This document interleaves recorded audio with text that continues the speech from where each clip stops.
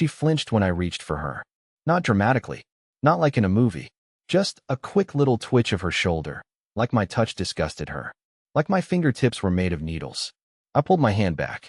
We stood there in the kitchen, facing opposite ends of a shared silence that had been growing roots for months. She didn't even look up from the sink. She just muttered, "Don't hug me now. Not now. Not later. Just, don't hug me now."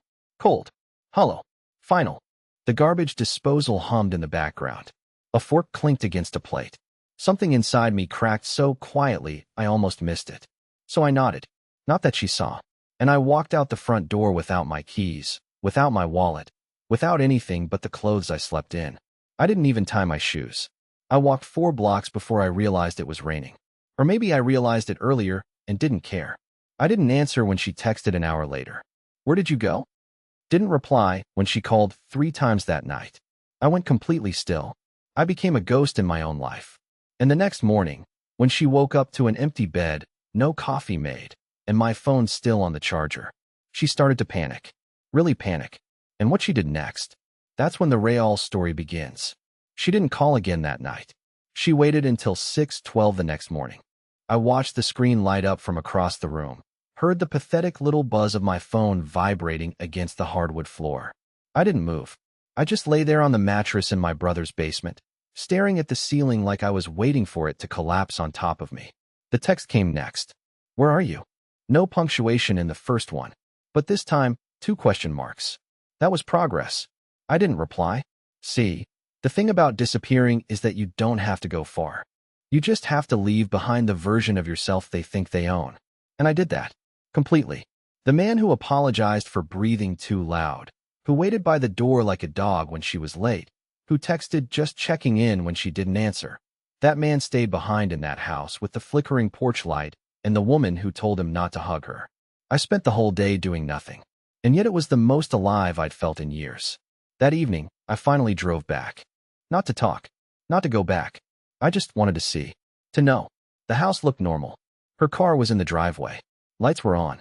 But when I stepped onto the porch, I saw the front door was slightly cracked open. Not like she forgot to close it. Like she wanted me to come in. I did. The first thing I noticed was the silence. Not peaceful silence. The kind that makes your chest tighten, like the house is holding its breath. Her purse was on the table. Shoes by the door. She was home. I walked down the hallway, past the gallery of fake candid wedding photos, past the little shelf where her reed diffuser always smelled like cucumber mint. Only now it smelled like dust and wood and something burnt. Our bedroom door was open. The bed was unmade. Her side still warm. But she wasn't there. I walked into the bathroom, turned on the light, and stared at the sink. 2 toothbrushes. Mine and hers. Still standing in the same chipped ceramic cup. I picked up mine. The bristles were bone dry. I hadn't used it in 2 days. She hadn't moved it. She hadn't touched it. She was pretending I never left. And that's when I realized, this wasn't panic. This was control. She wasn't scared I was gone. She was pretending I never existed. And that terrified me more than anything she could have screamed. I stood in that bathroom for a solid 5 minutes, toothbrush in hand, staring at myself in the mirror. The overhead light buzzed, that cheap fluorescent kind that makes your skin look like week-old deli meat. I looked awful. Pale, bag-eyed, pathetic. The kind of man who gets told, "Don't hug me now," and actually listens. Then I heard it. Her voice. From down the hall. "Oh, hey." She called out like she'd just noticed I'd returned from a grocery run. I didn't respond. I put the toothbrush back and slowly stepped into the hallway. She was in the kitchen, casually slicing a cucumber, wearing one of my hoodies like nothing was wrong. Like I hadn't disappeared for 36 hours. Like I didn't leave my phone, ghost her, vanish off the face of the earth. She didn't flinch when I walked in. Didn't even look surprised. She just glanced over and said, "You forgot to take the trash out yesterday. It smelled awful." Yesterday? Yesterday? I stared at her like she was speaking in tongues. "I've been gone," I said slowly. "I didn't sleep here. I haven't even seen you since Tuesday morning." She didn't even pause her chopping. "Yeah, I know. But the trash still needed to go out." That was it. No, where were you? No, are you okay? Just a reminder that I'd failed at my one, tiny, domestic duty in her eyes. I started to laugh. The kind of laughter that only happens when you're one bad thought away from a full meltdown. You're seriously talking about garbage right now? She looked up then. Finally. Her eyes were perfectly blank, like a clean sheet of printer paper. Clark, I'm not in the mood for one of your spirals. Either you're here or you're not. But I don't have the energy to babysit your feelings tonight. I felt something icy crawl up the back of my neck. This wasn't detachment. It wasn't indifference. It was rewriting. She was acting like I had never left at all, as if she'd deliberately pressed erase on everything that had happened. It was like being gaslit by someone who wasn't even trying to hide it. I watched her walk to the fridge, pour herself a glass of wine, and sit at the table like we were mid-conversation from a show I'd never seen. So I tested her. I walked to the bedroom, opened the closet, and yanked open the bottom drawer of my dresser. It was full. All of my clothes, folded. Socks, underwear, even the faded t-shirt I only wear when I'm depressed, neatly stacked like someone had just Marie Kondo'd my trauma. She had done laundry. She'd done my laundry. While I was gone. That night, I slept on the couch. Not because she asked me to. She didn't say a word. She just walked into our bedroom, closed the door, and turned off the light without ever asking me where I'd been. And as I lay there staring at the ceiling, something horrifying settled into my chest. She wasn't worried I'd left. She was confident I'd come crawling back. And worse, it felt like this had happened before. I didn't sleep that night. I just lay there on the couch, staring at the slatted shadows from the blinds, wondering if I was going insane, or if she was. Maybe both. My back ached, my neck stiffened into a permanent crook, and every hour that passed without her checking on me twisted a new knot into my gut. Not because I wanted her to care. Not anymore. But because I couldn't shake the feeling that I was living in someone else's memory, like I'd been inserted into a story she already finished writing. By 5 a.m., I'd had enough. I needed answers.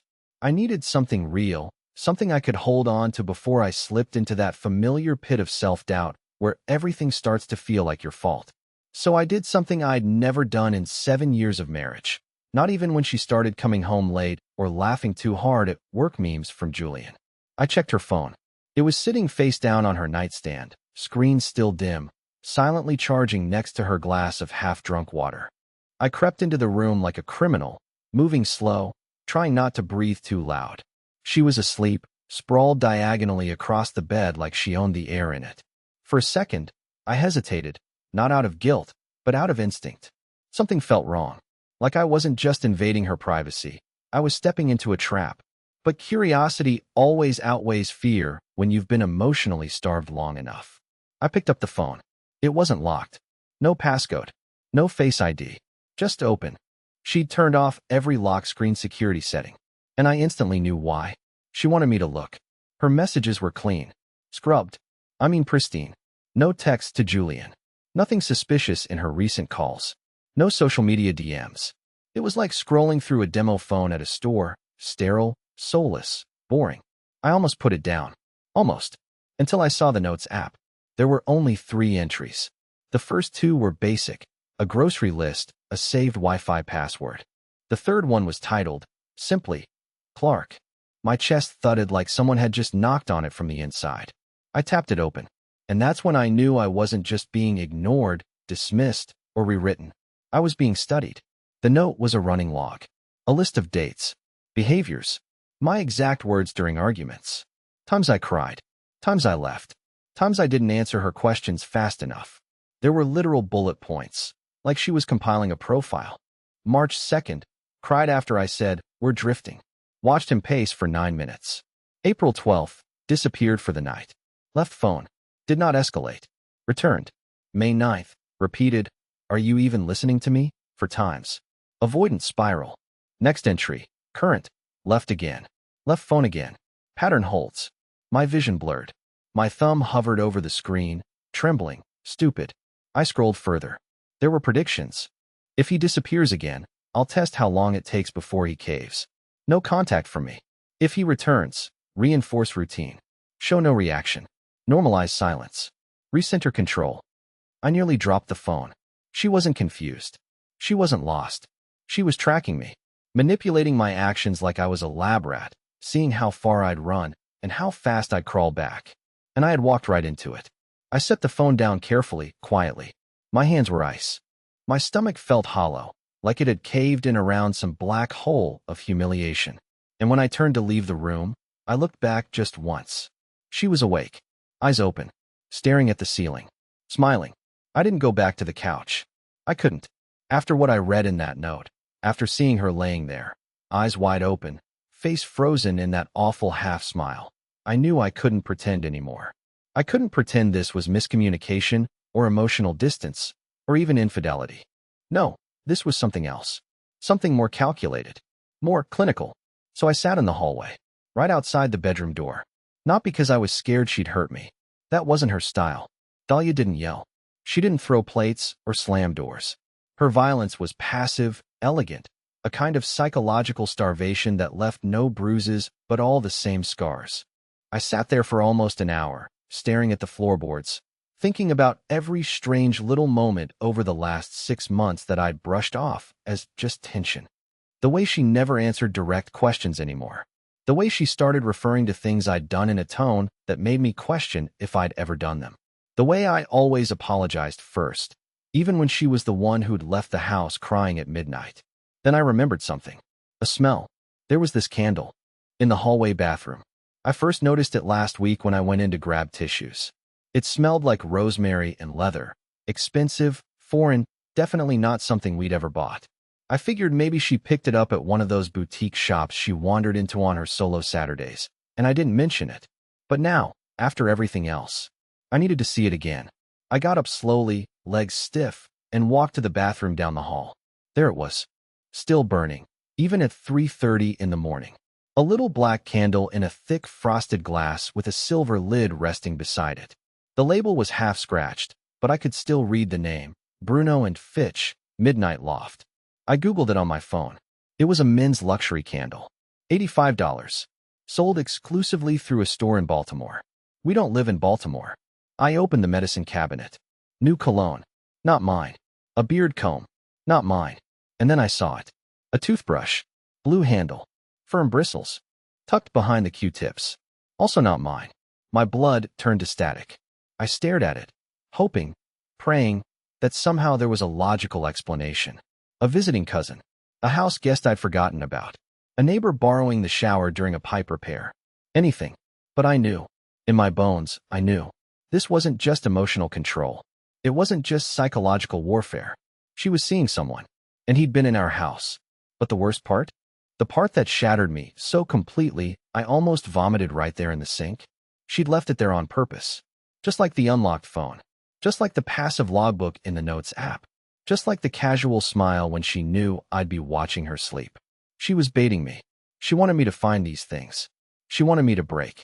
Because when I finally confronted her, and I would, she wanted to be ready. She wanted to look calm, collected, superior. And she wanted to watch me collapse. But I wasn't going to give her that satisfaction. Not yet. The next morning, I made pancakes. Not frozen. Real ones. From scratch. Whisked the batter. Added blueberries. I even cut a banana into those annoying little crescent moons the way she used to like. I made coffee exactly how she drinks it. Oat milk, half a teaspoon of brown sugar, not stirred until after the first sip. I did it all without saying a word. She walked into the kitchen at 7:43 a.m. sharp, wearing one of her cropped gym hoodies and a fresh face of makeup. I watched her pause for half a second when she saw the food, just a flicker of hesitation. Then she smiled. Fake. Sharp. Like a politician greeting a rival at a charity gala. You cooked, she said, like it was a threat. I nodded. Thought you might want breakfast before your Zoom with Julian. That landed. She blinked. She never told me who was on her Zoom calls. Her voice faltered just slightly. It's not with him today. I shrugged. Right. She sat. Ate. Barely. I watched her hands. How she tapped her spoon. How she rearranged the napkin like it was a puzzle she couldn't solve. I knew what was happening. She was waiting for the explosion. The confrontation. The big monologue where I asked whose toothbrush it was, why the candle smelled like a stranger, whether she accidentally added his Spotify account to our smart speaker last week. She was ready for the war. But I gave her peace. Unsettling, controlled peace. And it unraveled her. That afternoon, I started cleaning the garage. Loudly. Deliberately. I wanted her to hear it through the walls while she sat in her curated little office corner, pretending to work. I wanted her to feel me organizing chaos. Reclaiming space. I hadn't touched the garage in years, It had become her storage closet, full of boxes she never opened but wouldn't let me throw out. Wedding decorations, old journals, half-finished crafts from when she was finding herself. I found something, though. Something she probably forgot existed. A small red notebook, tucked into the bottom of a plastic bin labeled seasonal decor. Inside, pages and pages of handwritten letters. Not addressed to me, not even dated. Just lines like, "I don't think I'll ever feel fire for him again. It's like living with a shadow that won't leave. I dream about the way your hands used to shake after. I wish they still did. He doesn't see me. He only remembers me." Every line was a dagger. Every line confirmed what I already suspected, that she hadn't been mine for a long, long time. But what chilled me was the handwriting. It didn't look like hers. It was too stiff, too neat, almost like she'd been copying something. Then I flipped to the back. Taped inside was a photo, 2 wine glasses, a lit candle, the same candle from the hallway, and a man's hand, big, tan, veiny, resting over hers. No faces, no names, but the timestamp on the photo said 2:14 a.m. A Thursday. I remember that night. I'd had food poisoning. She said she stayed with her sister because she couldn't sleep through the sounds I was making. I never questioned it. I do now. I didn't say a word about what I found. Instead, I made dinner. Again. And when she came home, smelling like citrus cologne that I knew wasn't mine, she smiled and said, "You're really turning into a housewife." I smiled back and said, "Maybe you bring out the domestic in me." And her eye twitched, just barely, like the smallest crack in her perfect little performance. I went to bed early, not because I was tired, but because I wanted her to wonder what I knew. Because now, the game was mine. By the time Sunday came, the silence between us wasn't empty anymore. It was strategic. Every word she didn't say was calculated. Every word I didn't say was a test. We were dancing in opposite directions around the same room, pretending the air between us wasn't getting heavier by the hour. She tried to bait me twice that morning. First, by casually leaving her phone screen up on the counter with a text preview from E.M. that said, "You were amazing Thursday. I still smell you." I didn't touch it, didn't flinch, just poured my coffee and asked if she wanted oat or almond milk in hers. She blinked, said almond, stirred it with the wrong hand. Then, while folding laundry, she held up one of my shirts and asked, "Did you ever wear this on that trip to your mom's?" We both knew I'd never taken that shirt to my mom's. We both knew what she was doing. She wanted me to accuse her, to explode, to demand answers and make her the victim. "Why were you going through my stuff? You're being paranoid again. I can't live like this." I'd seen that play before. I'd played that part before. But not this time. I just said no, too tight in the shoulders, and went back to matching socks like I didn't feel my ribcage folding in on itself. Later that night, I took it further. I left the front door unlocked. On purpose. Just cracked enough to suggest carelessness. I turned off the alarm system. I turned off the porch light. Then I went to bed and waited. I didn't sleep. Just lay there under the sheets listening for every creak, every whisper of movement. At 1:26 a.m., I heard her get up. Heard the floorboards sigh under her feet. Heard the front door open. Heard it close. I didn't follow her. I didn't need to. She was gone for 43 minutes. When she returned, she moved quietly, tiptoed into the bathroom, brushed her teeth, slipped into bed. Not a word, not a breath out of place. But she didn't know I'd placed a tiny piece of white thread across the top of the front door, just between the frame and the lock. In the morning, it was gone. She'd opened the door. She'd lied with her body, her eyes, her silence. And now, finally, I had proof I'd orchestrated myself. I didn't confront her. I made eggs. I kissed her cheek when I passed. I asked if she wanted to watch a movie that night. That afternoon, I called a locksmith. That evening, while she was at yoga, I changed every lock in the house. I boxed up her clothes, her chargers, her little collection of French skincare products she guarded like gold. I folded it all neatly, labeled the boxes, left them in the garage. Then I printed a photo, the one from the red notebook, the hand over hers, the wine glasses, the timestamp, and I taped it to the fridge. Nothing else. No note, no text, no warning. She came home at 10:07 p.m. I was sitting in the living room, lights off, door locked. She tried the handle. It didn't turn.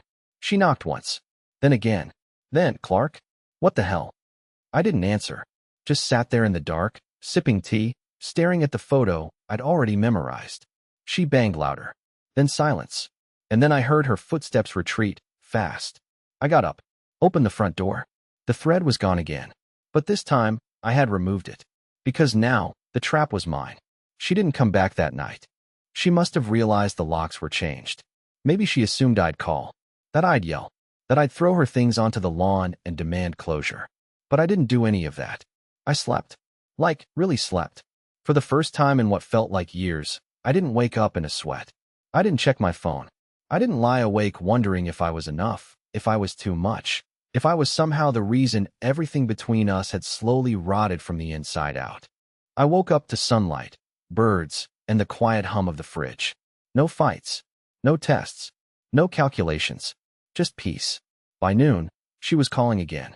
6 missed calls, 3 voicemails, all of them starting with "Clark, we need to talk," and ending with "This is crazy."